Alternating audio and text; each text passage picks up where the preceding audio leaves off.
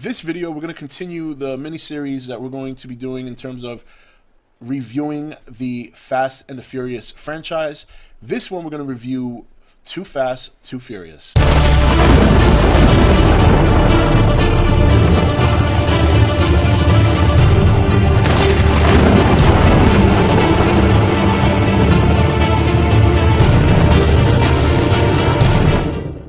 Okay, guys, welcome back. So, Too Fast, Too Furious. You know, when I first saw this movie, I didn't like it. I really didn't, because I felt you really missed Vin Diesel in this movie.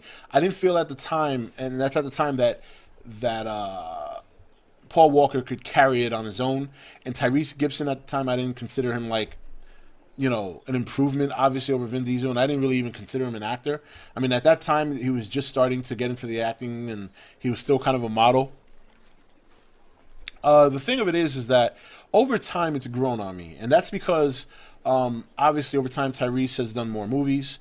Paul Walker did some other flicks, and I think when you watch it later, as opposed to when it came out, you can appreciate it better. And I did. I appreciated more. You know, Evan Mendez became a lot bigger sometime after that.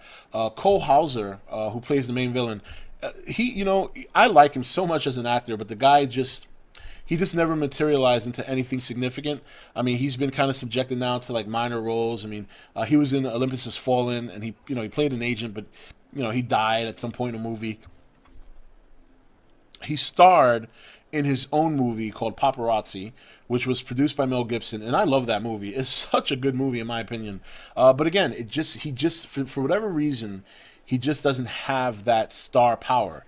But I always liked him. I mean, he played the skinhead in Higher Learning. He's been in a lot of great movies, and if you see him in some of his movies, he does such a great job.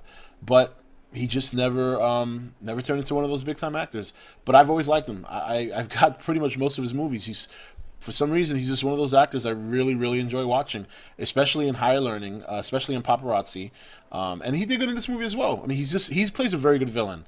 Paparazzi, he was more of a hero, so I think that's probably why it wasn't very successful. But anyway, so Too Fast, Too Furious, I mean, you're back into the whole... All right, we got the car racing thing going on. It very much tried to follow the formula and the format of the first movie. You know, we start the movie. This time, Brian is the big dog on the streets, and you got Ludacris in there, and Michael Ailé's in there. That's right, almost human Michael Ailé. He only has a small role in the movie, but again, I enjoyed it later.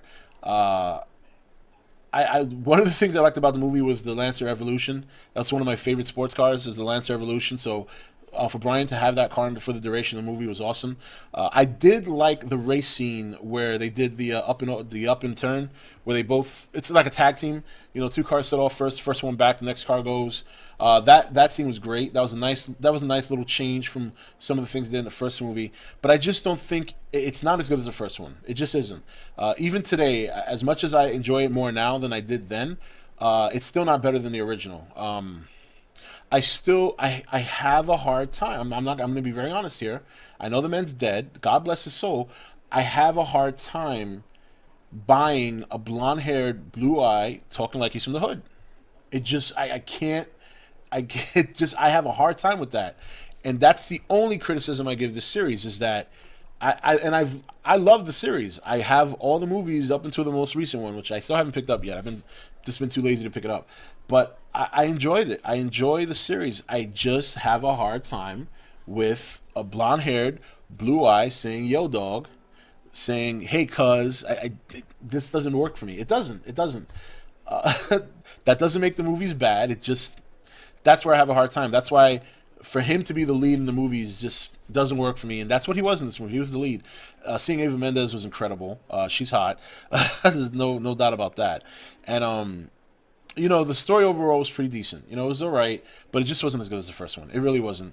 I don't think Paul Walker could carry the series being the sole lead role. He needs to have Vin Diesel there, because those two characters develop a good chemistry. Him and Tyrese, it just didn't work for me in this movie. It didn't work. It doesn't. I can't. Tyrese is so hood in this movie, and Paul Walker is so straight cut until he tries to become hood. It just doesn't fit. It doesn't fit. But The car races were awesome. The chicks were hot. The music was off the hook. You know, Joe Budden's at that time. That song was off the hook. I used to love that song.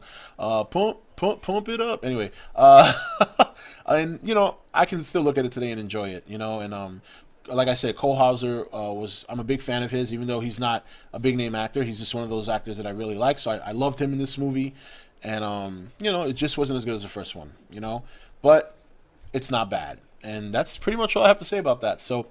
Anyway, guys, I hope you enjoyed the video. Share your thoughts about Too Fast, Too Furious, and we will continue next week, and we will do Fast and Furious Tokyo Drift, I believe, is the next one in the series. We'll talk about that one. Take it easy, and I'll see you next video.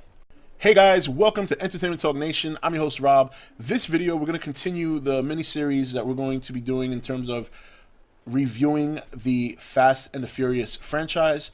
This one, we're going to review Too Fast, Too Furious.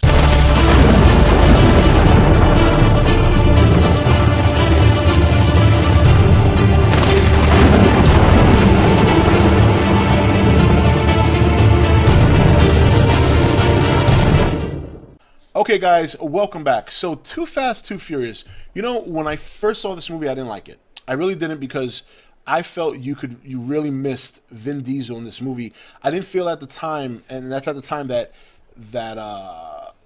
Paul Walker could carry it on his own.